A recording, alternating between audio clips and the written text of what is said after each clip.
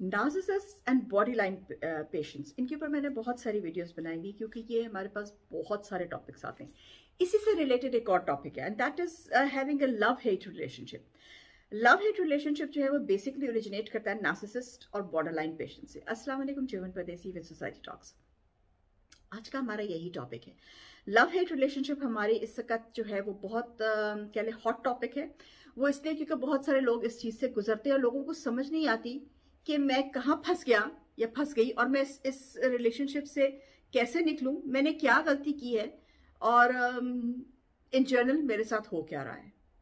तो ये सारे क्वेश्चंस होते हैं उन लोगों का, बेचारों को, who have no knowledge at all, कि वो एक लव हेट रिलेशनशिप में फंसे हुए। लव हेट रिलेशनशिप बेसिकली जो है वो नार्सिसिस्ट जो होते हैं लोग, उनका होता है, वो करते हैं, वो आपको लव बॉम्बिंग करते हैं। लव बॉम्बिंग करके जब आप समझते हैं कि अच्छा मुझे तो everybody likes to be loved, everybody likes to have attention, ये तो कोई नई बात नहीं है, इसमें कोई बड़ी साइंस नहीं है, कोई बड़ी साइकोलॉजी नहीं है, ये हर इंसान का है।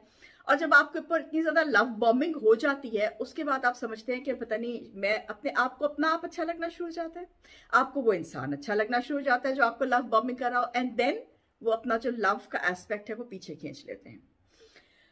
लव एंड हेट रिलेशनशिप आपके साथ अगर किसी का है या आपका किसी के साथ है, दोनों बातों में, तो इसका मतलब है जो इंसान आपके साथ लव एंड हेट रिलेशनशिप रखे हुए है वो नार्सिसिस्ट है या बॉर्डर लाइन पेशेंट है। ठीक है, और ये वो लोग होते हैं जिनकी सेल्फ एस्टीम बहुत कम होती है।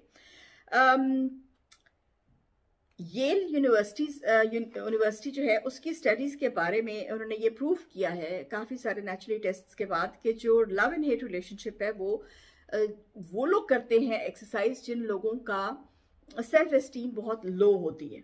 अच्छा, अब हम आते हैं, जैसे आप देख रहे हैं, जैसे लव हेट रिलेशनशिप में हम भी बचपन में पढ़ते आए हैं। मिल्स एंड बून्स की बुक्स मेरे ख्याल में हर लड़की 16 ईयर्स में पढ़ती है, हमने भी पढ़ी थी। उसमें ये हमेशा दिखाया हुआ है कि जो बंदा है वो उसको धुतकार रहा है, वो उसको सड़ी सड़ी बातें कर रहा है, and in the end turns out he is in love with her. तो वो एक डिनायल मैकेनिज्म होता है, इसको साइकोलॉजी में कहते हैं।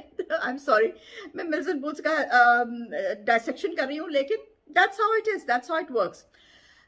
वो एक डिनायल इफेक्ट होता है जो आप अपने ऊपर आप एक्सेप्ट नहीं करना चाह रहे होते that you like this person, this is one.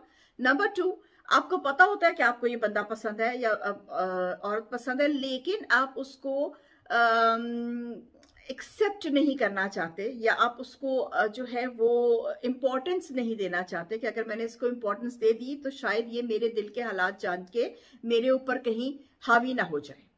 ये बहुत टेढ़ी किस्म की थिंकिंग है, लेकिन this is the thinking behind love and hate relationship. तो या इसमें ये होता है कि आप मेकअप ब्रेकअप, कभी हाँ कभी ना, ये वाला एस्पेक्ट होता है। इसमें इस रिलेशनशिप का कोई फ्यूचर नहीं है, कहीं ना कहीं आके रिलेशनशिप टूटेगा और आपको बहुत बुरी तरह से तोड़ के और जख्मी करके जाएगा। ये कोई हेल्दी कनेक्शन नहीं होता। जो इंसान इस किस्म के कनेक्शन से, रिलेशन से निकल चुका है, वो समझ सकता है कि उसका दिमाग जो है वो कितना थक गया है, उसकी बॉडी एंड सोल कितनी थक गई है।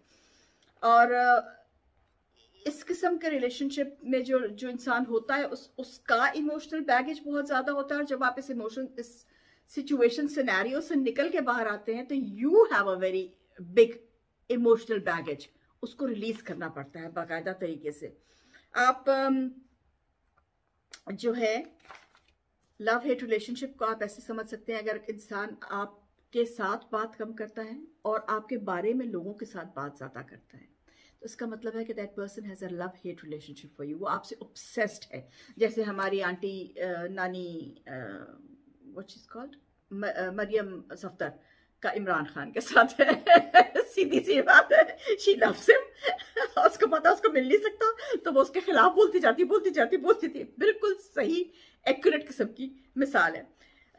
तो ये एक लव हेट रिलेशनशिप जो है, इसमें ऑन द सीरियस नोट आ जाता है आपका ईगो फैक्टर।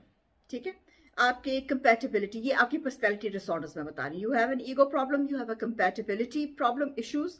आप स्टबर्न पर्सनैलिटी है आपकी, अनबेंट कुछ नहीं, आप यू हैव कंट्रोल इश्यूज, ये नार्सिसिज्म में आ जाता है।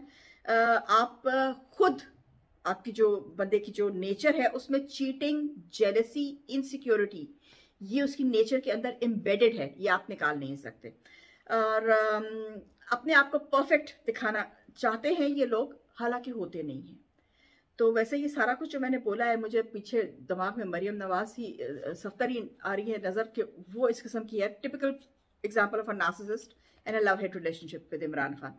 तो इन लोगों के साथ डील कैसे करना चाहिए? एक तो ये है कि आप जैसे इमरान खान करते हैं, totally ignore them, that's the first thing. सबसे पहले इग्नोर करें, अपने आप को, अपना दिमाग जो है वो क्लियर रखें, अपना दिमाग को क्लियर आउट करें, और अपनी फीलिंग्स जो हैं उनको आइडेंटिफाई करें, ठीक है। इसके अलावा आपके जो इमोशंस हैं they will run high because आपको लव बॉम्बिंग हो रही है, तो अपने इमोशंस को कंट्रोल में रखें एंड टेल योरसेल्फ, शीशे के सामने खड़े होकर, this is what I am, ठीक है, मैं वो नहीं हूँ जो मुझे कह रहे हैं। पॉजिटिविटी रखिए अपने अंदर, और कोशिश करें उस इंसान को समझने की कि ठीक है, ये अब इसका ऊपर से थोड़ा सा हिला हुआ है, तो क्या कर सकते। और सबसे इंपॉर्टेंट बात इसका ये है लव हेट रिलेशनशिप में, लेट द रिलेशनशिप गो।